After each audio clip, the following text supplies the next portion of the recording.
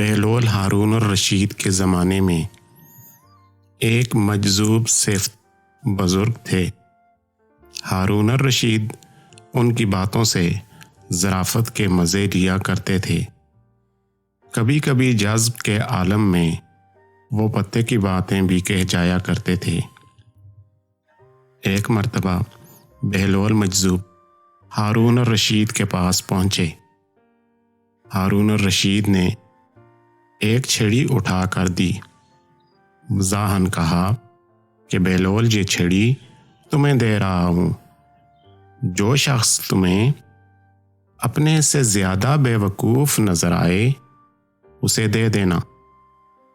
بہلول مجذوب نے بڑی سنجیدگی کے ساتھ چھڑی لے کر رکھ لی اور واپس چلے آئے۔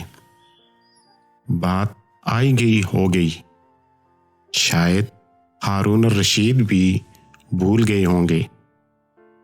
عرصہ کے بعد ہارون الرشید کو سخت بیماری لاحق ہو گئی۔ بچنے کی کوئی امید نہ تھی۔ اتباع نے جواب دیا۔ بہلول مجذوب عیادت کے لیے پہنچے اور سلام کے بعد پوچھا، امیر المومنین کیا حال ہے؟ امیر المومنین نے کہا، کیا حال پوچھتے ہو بہلول؟ بڑا لمبا سفر درپیش ہے۔ کہاں کا سفر؟ جواب دیا، آخرت کا۔ بہلول نے سادگی سے پوچھا، واپسی کب ہوگی؟ جواب دیا بہلول، تم بھی عجیب آدمی ہو، بھلا آخرت کے سفر سے بھی کوئی واپس ہوا ہے؟ بہلول نے تعجب سے کہا، اچھا آپ واپس نہیں آئیں گے تو آپ نے کتنے حفاظتی دستے آگے روانہ کیے اور ساتھ ساتھ کون جائے گا؟ جواب دیا، آخرت کے سفر میں کوئی ساتھ نہیں جایا کرتا، خالی ہاتھ جا رہا ہوں۔